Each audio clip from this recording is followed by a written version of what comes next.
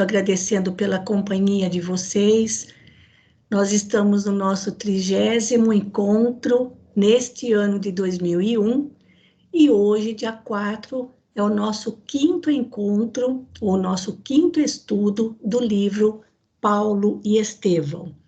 Para iniciar as atividades desta noite, eu peço então para o Matias fazer a prece de abertura para nós.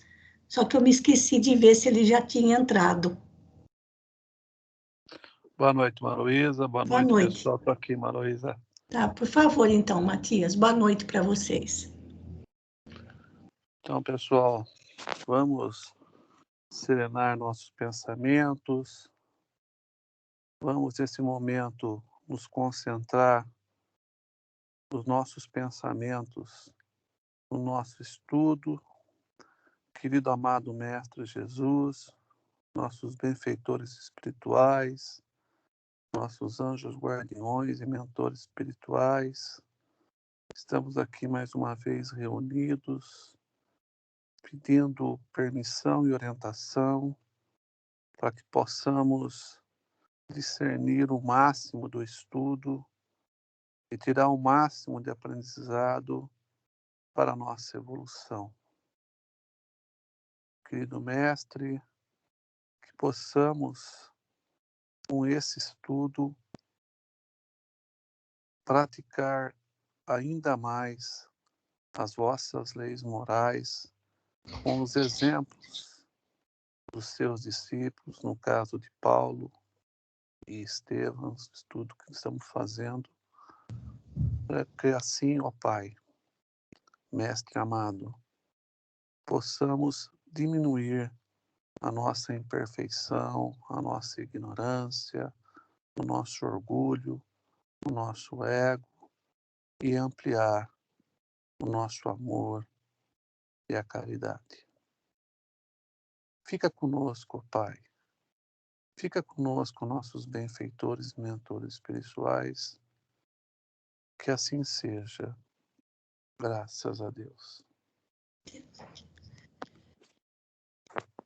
Bom, gente, lembrando que nesse nosso 5º estudo, nós estamos estudando, sim, Evangelho.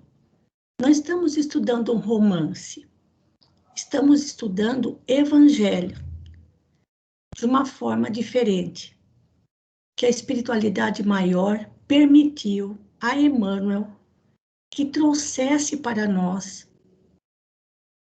o relato desses fatos verdadeiramente ocorridos e não registrados dos evangelhos.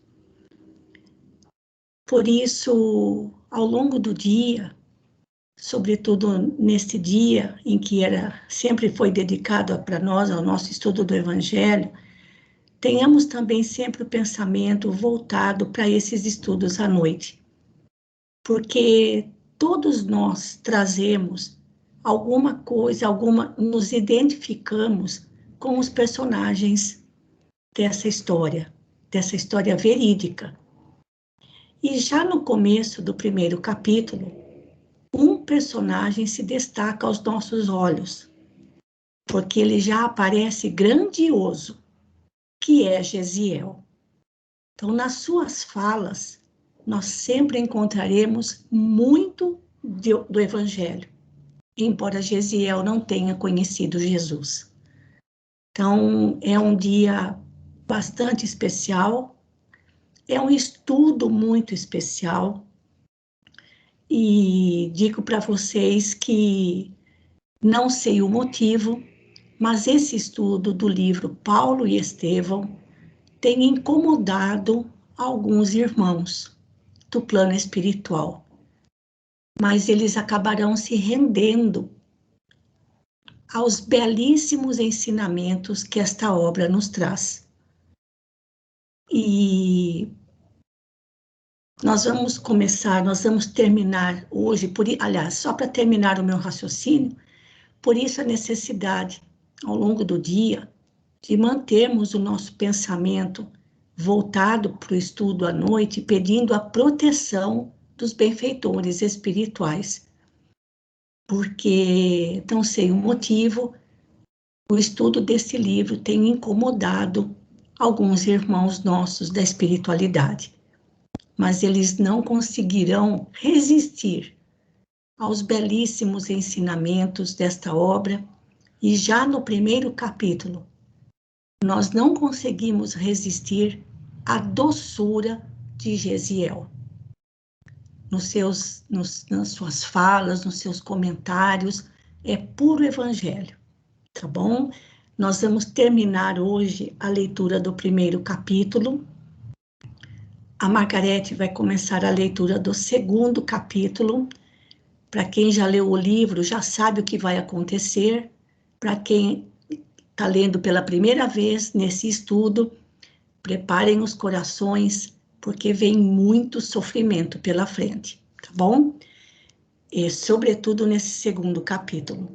Então, eu vou sair aqui da tela, abrindo o texto, onde nós paramos aqui no parágrafo 38, e antes da Sônia começar a leitura, nós paramos aqui no momento em que Joquedebe confessa aos filhos que foi ele que ateou fogo, que incendiou a propriedade do representante do Império Romano lá em Corinto, o Licínio, para a tristeza dos filhos. Mas também precisamos destacar que Joquedebe não era uma pessoa má. O que ele tinha, na verdade, era muita angústia no seu coração, porque ele se sentia injustiçado perante as leis humanas, por já ter perdido tantas propriedades, inclusive ter sido preso, por determinações arbitrárias desse mesmo Licínio. E por se sentir injustiçado, guardava o coração sempre inquieto. Embora fosse judeu, amante do Criador e dos ensinamentos dos seus patriarcas, ele não conseguia colocar em prática aqueles ensinamentos nos momentos difíceis da sua vida. E ele não era o único. Inúmeros judeus e não judeus, em relação às arbitrariedades do Império Romano, se sentiam exatamente do mesmo modo. Então, é importante destacar isso, que a fraqueza de Joquedebe foi justamente o sentimento de se sentir injustiçado perante as leis humanas, sem conseguir aplicar os ensinamentos do Antigo Testamento, da Torá e dos profetas. Era a sua fraqueza maior, mas não era uma pessoa má. É importante que a gente destaque isso, tá bom? Então, nós vamos continuar aqui a partir do parágrafo 38. A Sônia vai ler para nós, já quase no finalzinho do primeiro capítulo. Pode começar, Sônia. Boa noite a todos. Boa noite. Joquedebe. Só um pouquinho. Pronto, pode começar, que meu som estava baixo, pode começar. Pareceu meditar profundamente nas observações filiais, ditas em tom carinhoso, enquanto Abigail chorava em silêncio, o moço acrescentava: nós que estávamos em paz nas derrotas do mundo, porque trazíamos a consciência pura, precisamos resolver agora em face do que nos advirá em represália. Quando dava o meu esforço contra o fogo, observei que muitos afeiçoados de Minúcio me contemplava com indisfarçável desconfiança. A esta hora, já ele terá regressado dos serviços da corte providencial. Precisamos encomendar-nos ao amor e à complacência de Deus, pois não ignoramos os tormentos reservados pelos romanos a todos o que lhe desrespeitam as determinações. Aqui, então, o Gesiel, né, estava preocupado com todo esse tormento, enquanto Abigail também chorava, né? Ele sabia o que iria por vir, né? Porque sabia que esse Minus não era assim, uma pessoa fácil de se lidar, né? E vinha coisa não tão fácil para eles, né? Penosa nuvem de tristeza mergulhava os três em sombrias preocupações. No velho observava-se uma ansiedade terrível que misturava a dor do remorso pungente em ambos os jovens notava-se no olhar inexpressível amargura angustiosa e intraduzível. Gesiel tomou de sobre a mesa os velhos pergaminhos sagrados e disse à irmã com um triste aceno: Abigail, vamos recitar o salmo que nos foi ensinado pela mamãe para as horas difíceis. Ambos se ajoelharam e suas vozes comovidas, como a de pássaros torturados, cantavam baixinho uma das famosas orações de Davi que havia aprendido no colo maternal. O Senhor é meu pastor, nada me faltará. Deitar-me faz em verdes pastos e guia-me mansamente às águas muito tranquilas. Refrigera a minha alma, guia-me nas veredas da justiça, por amor do seu nome. Ainda que eu andasse pelo vale da sombra da morte, não temerei mal algum, porque tu estás comigo. A tua vara e o teu cajado me consolam. Prepara-me o banquete do amor, na presença dos meus inimigos. Unge de perfume a minha cabeça, e o meu cálice transborda de júbilo. Certamente a bondade e a misericórdia seguirão todos os dias da minha vida. Sônia, melhora um pouquinho, acho que a posição do seu celular, porque a sua voz, de repente, ela ficou muito baixinha. Tá. Seguirão todos os dias da minha vida e habitarei na casa do Senhor por longos dias. Isso. Aqui, então, os dois se ajoelharam e recitaram, né, esse Salmo de Davi. É o Salmo 23, é o famoso Salmo 23. O Senhor é meu pastor. Então, ele como... Pode continuar. Tá. O velho José acompanhava o cântico doloroso, sentindo-se opreso de amargura e emoções. Começava a compreender que todos os sofrimentos enviados por Deus são preciosos e justos, e que todos os males procurados pelas mãos do homem trazem invariavelmente torturas infernais à consciência invigilante. Aqui ele já caiu por si, né? Sim. O Josebert, o pai. Sim. Tá? Ele já começava a compreender que todo o sofrimento enviado por Deus, eles são proveitosos e justos. Sim. Aí ele já começou a ver, estava se torturando, né? E começou a ver que todo aquele sofrimento que está passando, acho que ele se relembrou dos dos ensinamentos, né? O cântico abafado dos filhos enchia-lhe o coração de tristeza pungente. Lembrava-se agora a companheira querida que Deus havia chamado à vida espiritual.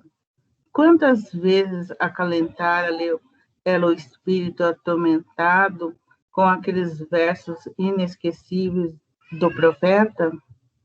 Bastava que a sua observação amiga e fiel se fizesse ouvir para que o sentido da obediência e da justiça lhe falasse mais alto ao coração, ao ritmo da harmonia carinhosa e triste que apresentava acento singular na voz dos filhos idolatrados. Elizabeth chorou longamente da pequenina janela aberta no aposento humilde. Seus olhos buscaram ansiosamente o céu azul que enchera de sombras tranquilas.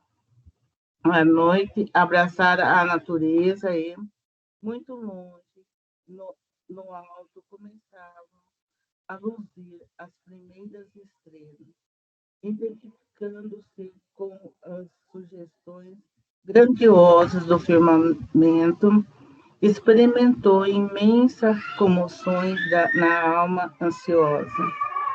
Profundo enternecimento pelo levantar-se, excedendo de revelar aos filhinhos quanto os amavam e quanto deles esperavam naquela hora culminante de sua vida. Inclinou-se de braços abertos, com significativa expressão de carinho e, quando as últimas notas se desprendiam do cântico dos jovens, enlaçados, genuflexos, abraçou-os em pranto, murmurando: meus filhos, meus queridos filhos. Neste momento, porém, abriu-se à porta um pequenino servidor das vizinhanças, anunciando com grande assombro, ele transpareceu nos olhos. Senhores, o soldado Zena e mais alguns companheiros chamam-vos à porta. O velho colou a destra no peito opresso. Enquanto Jesiel pareceu meditar num instante, todavia, revelando a firmeza do seu espírito reluto, o jovem exclamou: Deus nos protegerá. Daí a instante, ao mensageiro que chefiava a pequena escolta, leu o mandato de prisão de toda a família. A ordem era categórica e irrevogável. Os acusados deveriam ser recolhidos imediatamente ao cárcere, a fim de que ele esclarecesse a situação no dia seguinte. Abraçado aos 2 filhos, o pobre israelita marchou à frente da escolta que os observava sem piedade.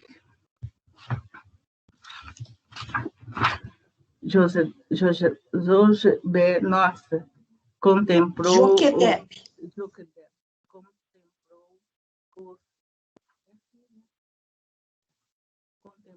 os canteiros de flores e as árvores bem amadas, junto da casinha singela em que tecera todos os sonhos e esperanças na sua vida. Singular emoção dominou-lhe o espírito cansado e uma torrente de lágrimas fluía-lhe dos olhos, transpondo a cancela florida. Falou em voz alta, olhando o céu claro, agora recamado de astro da noite. Senhor, compadece-te do nosso amargurado destino. Josiel apertou-lhe docemente a mão encarquilhada, como de pedir-lhe resignação e calma, e o grupo marchou silenciosamente à luz das estrelas. Termina aí o primeiro capítulo. Né? Aqui eles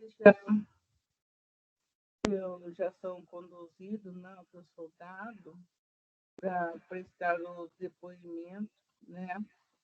E aí é cheio de emoção, né? Cheio de emoção, cheio de lá, e assim. Eu acho que ele sentiu o peso de tudo aquilo que ele fez. E eu acho que ele sentiu um remorso também, né? Sentiu um remorso de ter feito tudo isso sem pensar. Acho que não é sem pensar, mas sem, assim... Fez fez na ansiedade mesmo, né? Fez aquilo sem pensar mesmo. Muita gente faz isso, às vezes, faz coisas assim, sem pensar num minuto, é um minuto que depois vem o peso de tudo. Outro personagem que aparece, que não aparece claramente, explicitamente no texto, mas aparece de forma, vamos dizer assim, espiritual, é a esposa de Joquedebe, porque tudo indica tenha sido ela também um espírito elevado, porque a formação religiosa dos filhos que os filhos receberam dela, como o caso de recitar o Salmo 23 nos momentos difíceis, inclusive com o marido. Então, embora ela não apareça fazendo parte dos personagens ali, ela aparece, a sua presença espiritual ainda é bastante marcante entre os filhos e o próprio Joquedebe. Então, fica aí também registrado mais um espírito fazendo parte daquele grupo de 3 pessoas encarnadas e uma desencarnada, no caso, a mãe de Gesiel e Abigail. Mas aqui, gente, também fica bem evidente para a gente o poder do Império Romano, porque bastou que alguns funcionários mais próximos de Licínio Minúcio desconfiassem da presença de Gesiel, o que levaria um judeu a ajudar um romano.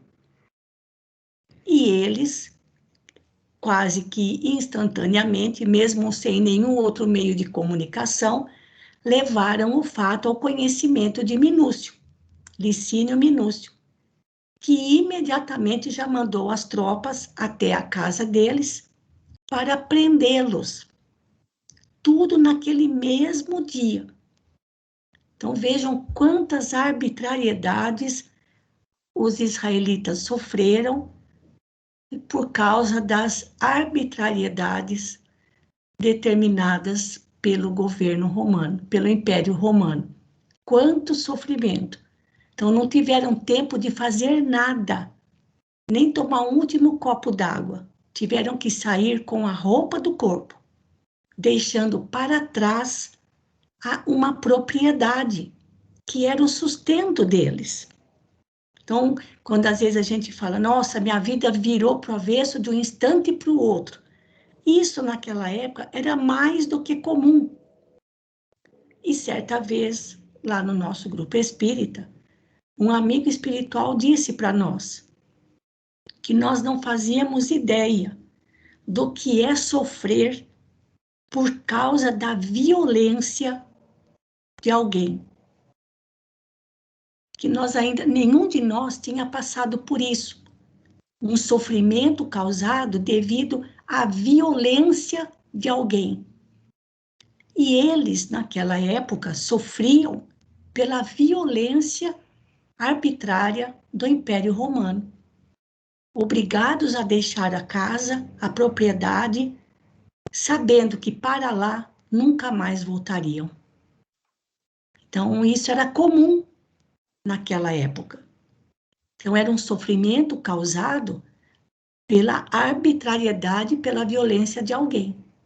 Então, isso é bastante marcante, como a gente vai ver ao longo dessa história, né? E assim, aquelas 3 almas deixaram o seu cantinho de paz, onde viviam tranquilamente com as suas tarefas de subsistência, escoltados por soldados romanos que não tinham nenhuma compaixão em relação à situação daqueles 2 jovens e daquele senhor idoso, pai deles. Alguém quer fazer algum comentário a respeito desse finalzinho do capítulo 1?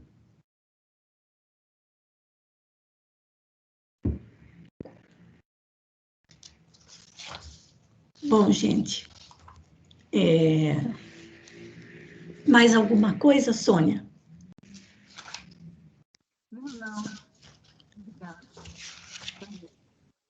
Lembrando que o título do capítulo 1 é Corações Flagelados. São esses 3 corações, Joquedebe, Abigail e Gesiel. E já nesse primeiro capítulo, Gesiel nos é apresentado de forma, como sendo já um espírito muito elevado. Ele já aparece no primeiro capítulo de forma grandiosa, pela elevação espiritual já de que era possuidor. E o título do segundo capítulo é Lágrimas e Sacrifícios. Também vamos ter ali momentos assim de muita emoção sobre o destino desses 3 orações, tá bom? Eu vou voltar no índice geral para poder passar para o segundo capítulo agora, tá? Deixa eu ir lá para continuar aqui, olha, corações flagelados. Vamos começar então o capítulo 2. E quem vai fazer a leitura é a Margarete. A mesma coisa, Margarete, conforme você for lendo, se já quiser ir fazendo alguns comentários, até chegarmos mais ou menos perto ali de 8h20, 8h25, tá bom? Certo. Antes eu queria só que eu me lembrei, eu não sei onde foi que eu vi, porque a gente andou vendo várias, a gente vê várias lives aí, várias lições, várias aulas aí no YouTube, e alguém falou, eu não sei porque eu tenho na memória o Valadares, eu não lembro nem o nome dele, o menino Valadares. O Arthur. Que este livro era uma grande advertência. Sim. E a gente já está vendo aqui, né? A gente já está vendo as advertências que ele tem. Isso, hoje eu me lembrei disso. Eu não sei onde foi que eu vi, mas alguém falou que dessa advertência, eu peguei, olha, e é mesmo. Sim. É que, imaginem a situação, né, gente? Vem uma escolta armada, leva a família inteira com a roupa do corpo e já conhecendo a truculência, né, do exército romano e sabendo que ali nunca mais voltariam, né? E esse tipo de sofrimento, esse tipo de situação, nenhum de nós vivenciou, né? Então não podemos imaginar o superlativo dessa dor, Pode começar, Margarete. E a consequência de um ato impensado. Exatamente, exatamente. E eu acho que era isso que a Sônia queria, essa palavra que a Sônia estava querendo ali, né? Lágrimas e sacrifícios. A prisão que receberam as nossas personagens em Corinto era um velho casarão de corredores úmidos e escuros. Mas a sala destinada aos três, conquanto desprovida de qualquer conforto, apresentava a vantagem de uma janela gradeada que comunicava o ambiente desolado com a natureza exterior. Olha a vantagem, hein? Tinha uma janela. Tinha uma janelinha. Joquedebe, a gente imagina o tamanho da janela, né? Pois é. Joquedebe estava cansadíssimo e, servindo-se do manto que apanhara ao acaso ao retirar-se, Gesiel improvisou-lhe um leito sobre as lajes frias. O velho, atormentado por uma aluvião de pensamentos, descansava o corpo dolorido, entregue a penosas meditações sobre os problemas do destino humano. Olha como ele foi se deitar, e depois de todo o dia, ele ainda foi refletindo, né, pensando, com o pensamento ligado nos destinos humanos. Sem saber externar suas dores pungentes, engolfara-se em angustioso mutismo, evitando o olhar dos filhos. Gesiel e Abigail aproximaram-se da janela, segurando-lhe as grades inflexíveis e abafando com dificuldade a justa inquietação. Ambos olharam instintivamente o firmamento, cuja imensidade sempre resumiu a fonte das mais ternas esperanças para os que choram e sofrem na terra. O jovem abraçou a irmã com imensa ternura e disse comovido: Abigail, lembras-te da nossa leitura de ontem? Sim, respondeu ela, com a ingênua serenidade dos seus olhos negros e profundos. Tenho agora a impressão de que os escritos nos davam uma grande mensagem, pois nosso ponto de estudo foi justamente aquele em que Moisés contemplava de longe a terra da promissão sem poder alcançá-la. O rapaz sorriu satisfeito por sentir-se identificado nos seus pensamentos e confirmou: vejo que estamos de perfeito acordo. O céu, esta noite, oferece-nos a perspectiva de uma pátria luminosa e distante. Lá, continuava, apontando o zimbório estrelado, organiza Deus os triunfos da verdadeira justiça. Dá paz aos tristes, conforto aos desalentados da sorte. Certamente, nossa mãe está com Deus, esperando por nós. Mesmo naquela situação, olha o pensamento dele. Sim. E olha o que vinha de dentro dele, né? Uhum. E tem mais, muita calma. Abigail mostrou-se muito impressionada com as palavras do irmão e acentuou: estás triste? Ficaste agastado com o proceder de nosso pai? Presta atenção na resposta. De modo algum, atalhou o moço, afagando-lhe os cabelos. Estamos em experiências que devem ter a melhor finalidade para a nossa redenção, porque de outro modo, Deus não nos mandaria. Pode grifar essa frase, né? Pode grifar essa frase, deixa a caneta aí perto, porque já vai usar de novo. Olha lá. Será que só eles estavam na experiência que deve ter a melhor finalidade para a nossa evolução? Ou será que todos nós? E a gente fica olhando, mas eu sou tão coitadinho, manda para o outro, né? Viu, Margarete? A gente é muito joquedebe, porque a gente acha que tudo é injusto para nós, né? Que a gente não merece estar passando por isso.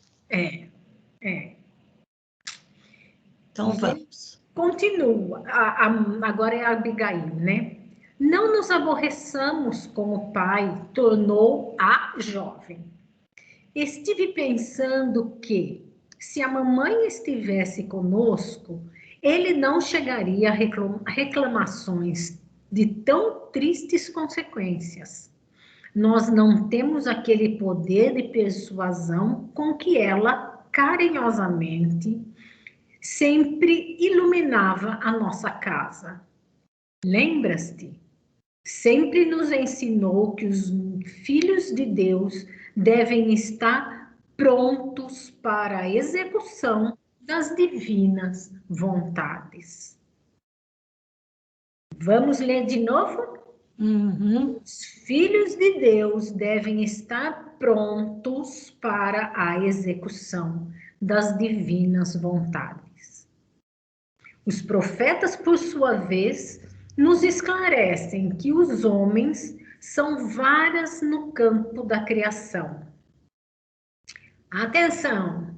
O Todo-Poderoso é o lavrador e nós devemos ser os galhos floridos ou frutíferos na sua obra. A palavra de Deus nos ensina a ser bons e amáveis. O bem deve ser a flor e o fruto que o céu nos pede. Gente, quando eu li isso, eu só me lembrei do texto de ontem e eu só me lembrei de tudo que a gente tem passado e que a gente... Que consolo essas palavras. Que coisa mais linda isso que para a gente refletir, deixar ali do nosso ladinho para a gente pensar nisso toda vez que a gente estiver escorregando, né? Que a gente estiver desanimando, que a gente achar que é demais, mas tudo tem a melhor finalidade. Sim. Nessa altura, a bela jovem fez uma pausa significativa. Seus grandes olhos estavam velados por um tênue véu de pranto que não chegava a cair. Entretanto, continuou ela, emocionando o irmão carinhoso. Sempre desejei fazer algum bem, sem jamais o conseguir. Quando nossa vizinha enviuvou, quis auxiliá-la com dinheiro, mas não o possuía. Sempre que me surge uma oportunidade de abrir as mãos, tenho-as pobres e vazias. Então, agora, penso que foi útil a nossa prisão. Como é que alguém vai pensar que uma prisão é útil, hein? Sem dúvida. Não será uma felicidade nesse mundo podermos sofrer alguma coisa por amor de Deus? Quem nada tem, ainda possui um coração para dar. E estou convicta de que o céu nos abençoará pela nossa resolução em servi-lo com alegria. Vamos modificar, gente? Sem dúvida. Vamos mudar a nossa forma de ver as coisas? Nem fale. E aqui, ó, ela queria fazer alguma coisa, ela queria ajudar com dinheiro, mas ela não tinha dinheiro. E agora, olha lá, como ela pode fazer alguma coisa. Que lição para a gente se fortalecer um pouco mais e se espelhar um pouco nisso, né? Eu acho que comentários não tem. Esse trechinho, mais um que vem aí, a gente merece ler e reler toda vez que a gente tiver prestes a desmontar, né? O rapaz aconchegou-a ao peito e exclamou: Deus te abençoe pelo entendimento das suas leis, irmãzinha. Longa pausa estabelecera-se entre ambos, enquanto mergulhavam no infinito da noite clara, os olhos ternos e ansiosos. Em dado instante, voltou a jovem a considerar. Por que será que os filhos de nossa raça são perseguidos em toda a parte, provando injustiça e sofrimentos? Olha a resposta que ela recebeu. Suponho, respondeu o moço, que Deus o permite a exemplo do pai amoroso que, para educar os filhos mais jovens e ignorantes, toma por base os filhos mais experientes. Enquanto os outros povos amortecem forças na dominação pela espada ou nos prazeres condenáveis, nosso testemunho ao Altíssimo pelas dores e amarguras multiplica em nosso espírito a capacidade de resistência, ao mesmo tempo que os outros homens aprendem a considerar com o nosso esforço as verdades religiosas. Olhe lá, né? É o pequeno, o mais atrasado, aprendendo com quem está na frente, né? É a forma que Deus achou de educar os povos, né? Os menos adiantados. E fixando o olhar sereno no firmamento, acrescentou: Mas eu creio no Messias Redentor, que virá esclarecer todas as coisas. Os profetas nos afirmam que os homens não o compreenderão. Entretanto, ele há de vir ensinando o amor, a caridade, a justiça e o perdão.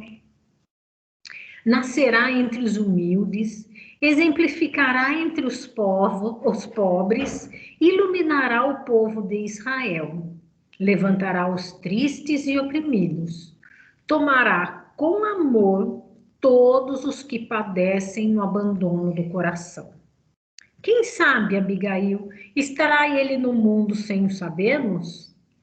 Deus opera em silêncio e não concorre com as vaidades da criatura. Olha que sabedoria, hein? Deus opera em silêncio e não concorre com as vaidades da criatura. Temos fé. Deixa eu virar aqui. Temos fé. E a nossa confiança no céu é uma fonte de força inesgotável. Os filhos da nossa raça muito têm padecido, mas Deus saberá por quê. E não nos enviaria problemas de que não necessitássemos. Será que a gente pensa assim? Senhor do céu, não. A jovem pareceu meditar longamente e obtemperou depois de alguns instantes. E já que falamos em sofrimentos, como deveremos esperar o dia de amanhã? Prevejo grandes contrariedades no interrogatório e, afinal, que farão os juízes de nosso pai e de nós próprios? A resposta: não deveremos aguardar senão desgostos e decepções, mas não esqueçamos a oportunidade de obedecer a Deus. Quando experimentou a ironia de sua mulher nas desditas extremas, Jó teve a lembrança de que, se o Criador nos dá os bens para nossa alegria, pode enviar-nos igualmente os dissabores para o nosso proveito. Se o papai for acusado, direi que fui eu o autor do delito. E se te flagelarem por isso? Perguntou ela de olhos ansiosos. Entregar-me-ei ao flagicídio com a paz na consciência. Se estiveres junto de mim nesse instante, cantarás comigo a prece dos que se encontram em aflição, que foi aquela do Salmo 23, né? Não, acho que é outra. É outra, Margarete, é outra. E se te matarem, Gesiel, pediremos a Deus que nos proteja. Abigail abraçou mais ternamente o irmão, que por sua vez dissimulava a custo a emoção que lhe ia na alma. A irmã querida constituíra sempre o tesouro afetivo de toda a sua vida. Desde que a morte lhes arrebatara a genitora, dedicara-se à irmã com todas as veras do coração. Sua vida pura dividia-se entre o trabalho e a obediência ao pai, entre o estudo da lei e a afeição à meiga companheira da infância. Abigail contemplava-o ternamente, enquanto ele a abraçava com o enlevo da amizade pura que reúne duas almas afins. Depois de meditar longos minutos, Gesiel falou comovido. Se eu morrer, Abigail, hás de prometer-me seguir à risca aqueles conselhos de mamãe, para que tivéssemos a vida sem mácula neste mundo. Lembrar-te-ás de Deus e da nossa vida de trabalho santificador, e nunca ouvirás a voz das tentações que arrastam as criaturas à queda nos abismos do caminho. Recordas-te das últimas observações da mamãe no leite de morte? Se recordo, respondeu Abigail com uma lágrima. Tenho a impressão de ouvir ainda as últimas palavras. E vocês, meus filhos, amarão a Deus acima de tudo, de todo o coração e de todo o entendimento. Gesiel sentiu os olhos úmidos com aquelas recordações e murmurou, feliz de ti que não esqueceste. E como quem desejava mudar o rumo da conversa, acrescentou sensibilizado, agora precisas descansar. Embora ela se recusasse ao repouso, tomou-lhe um manto pobre, improvisou um leito à luz baça do luar, que penetrava pelas grades, e osculando-lhe a fronte com indizível ternura, advertiu afetuosamente: descansa, não te impressiones com a situação. Nosso destino pertence a Deus. Isso, Margarete, acho que depois aí começa... vai mudar Vai mudar, acho que a gente podia ficar até aí para, inclusive, deixar para você fazer mais alguns comentários e para alguém mais que também queira comentar alguma coisa ou que tenha alguma dúvida. Então, nós paramos no parágrafo 10, tá bom, gente? Tá? Olha, fantásticas lições, né? Que a gente, de resignação, de confiança, de certeza inabalável, né? Uhum. De que tudo tem um motivo, tudo é consequência de uma causa, né? Como ele já disse lá na frente, lá atrás, ele já no trecho que a Sônia falou, está explícito, né? Que o próprio Joquedebe caiu em si de que havia uma consequência, ele provocou uma coisa que geraria uma consequência, né? E aqui os dois irmãos conversando numa certeza absoluta de que da presença de Deus, uma confiança extrema de que nada é inútil ou sem endereço certo.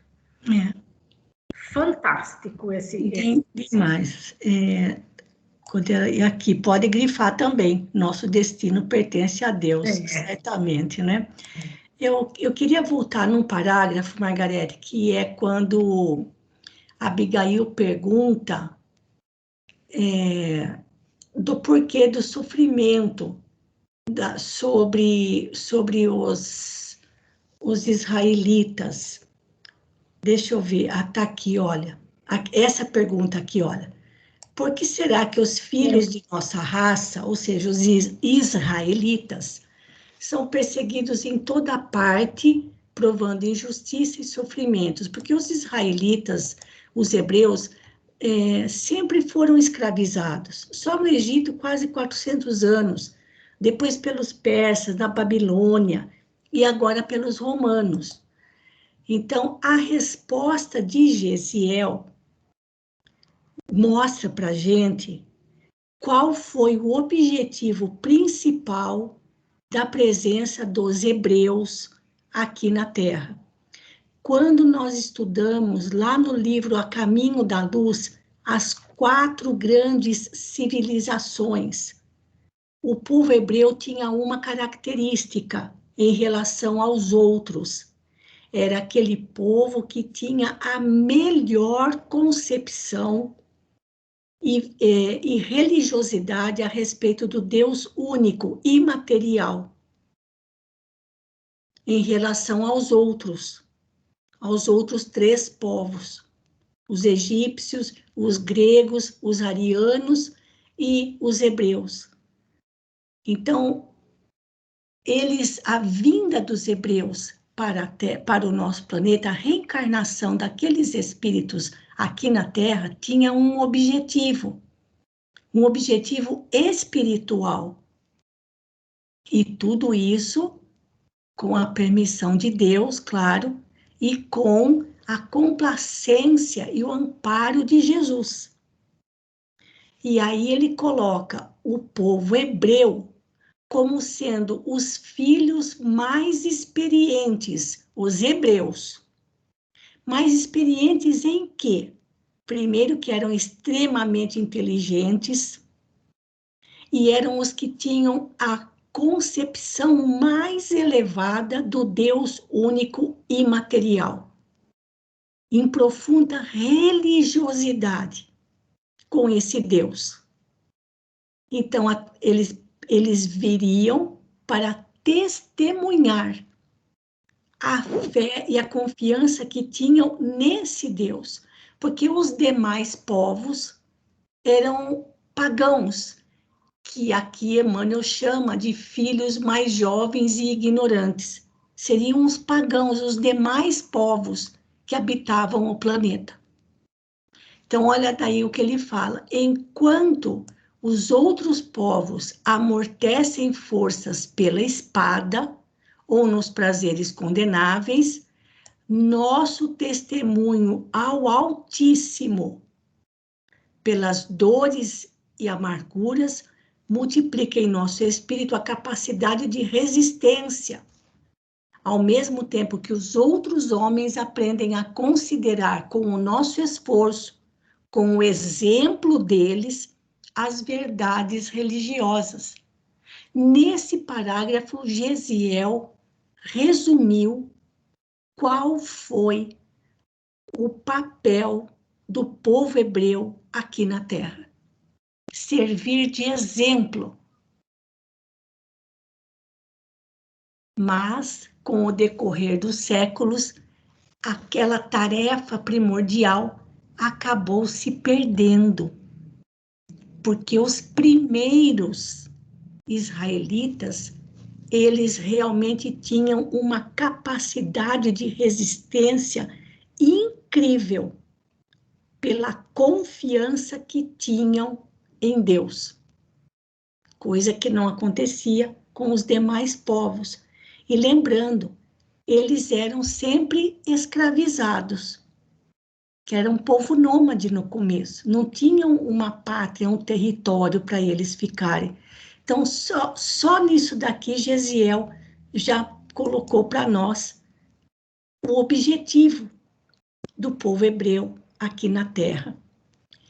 E o que ele fala aqui, gente, já a respeito da vinda do Messias, que ele acreditava na vinda do Messias. E lembrando que eles estavam em Corinto, na região da Grécia, o ano era 34 depois de Cristo, Jesus já havia sido morto. E ele acreditava na vinda desse Messias, queria esclarecer todas as coisas. E olha, tudo que os profetas diziam, ele repete aqui, e que foi exatamente o que aconteceu com a vinda de Jesus. E olha a pergunta dele: quem sabe, Abigail, estará ele no mundo sem o sabermos? Que coisa mais linda. Então, deixo mais alguém aqui, se alguém quiser fazer algum comentário. Margarete, tenha lembrado de mais alguma coisa? O pior é que à tarde, quando eu estava lendo, né, porque eu ia ler, eu lembrei do Há 2000 anos, e não sei aqui no ladinho, mas é bem... E só uma perguntinha, o Há 2000 anos foi escrito antes ou depois desse livro? Há 2000 anos foi escrito primeiro. Não há 2000 anos, o A Caminho da Luz. Se eu falei há 2000 anos, falei errado. O A Caminho da Luz. Ah, foi depois, foi bem depois. Foi bem depois. Mas a data não sei, Margarete. Aí precisaria ver certinho para confirmar para você, tá bom? Pesquisar. Alguém quer fazer algum comentário? Oi, Maruísa, boa noite. Pois não. Oi, Tiago. É o Tiago que está falando. Pois não.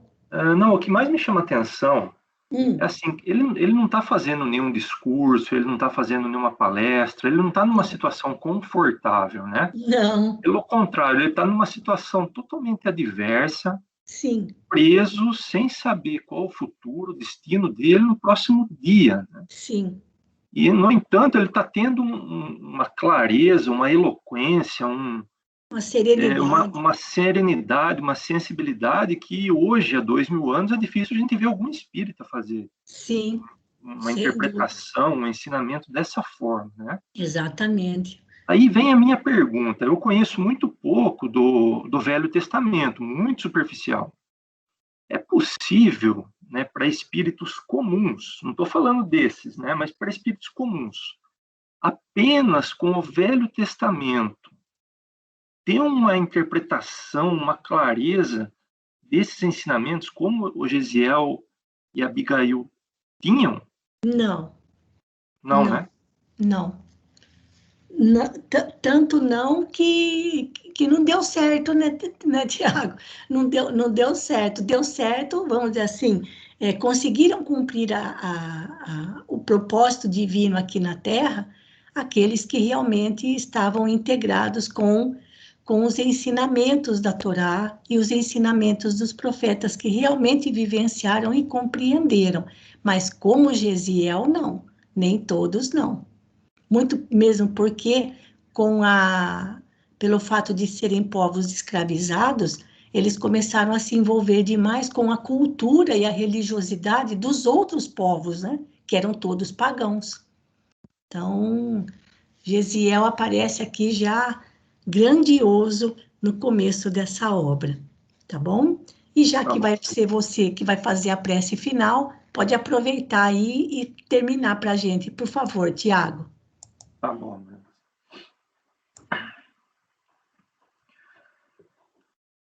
Senhor Deus, agradecemos por chegarmos ao término de mais essa noite de estudo, pela proteção concedida, por permitir a cada um de nós aqui estarmos e podermos acompanhar essas lições valorosas do seu Evangelho, trazidas por aqueles que vieram antes de nós e deram os seus exemplos imortais de amor, de abnegação, de renúncia, de caridade, enfim, de amor. Permita, Senhor, que tudo isso que lemos, ouvimos, dialogamos, possa ficar gravado em nossa alma, para colocarmos em prática no nosso dia a dia, no nosso contato com os nossos irmãos de luta, de jornada, para, quem sabe, Senhor, termos um desfecho um pouco mais sereno nesse grandioso caminho rumo à nossa própria redenção. E ainda assim, Senhor, ajuda-nos um tanto mais para que, independente das dificuldades que possam aparecer no nosso caminho, nessa nossa jornada, nós possamos, sobretudo, amar incondicionalmente e praticarmos a caridade como verdadeiramente ensinou Jesus, que é perdoarmos incondicionalmente, termos misericórdia e afabilidade por todas as criaturas que caminham conosco. Que assim seja, Senhor. Então, muito obrigada pela companhia de vocês, agradecendo mais uma vez a Deus por essa oportunidade. Desejo a todos uma boa noite, um bom descanso e até o nosso próximo encontro, se Deus quiser. Muito obrigada. O Wagner mandou as datas aqui da publicação do A Caminho da Luz, 50 mil anos. É só entrar no chat aqui que daí dá para ver, tá bom? Um abraço para vocês.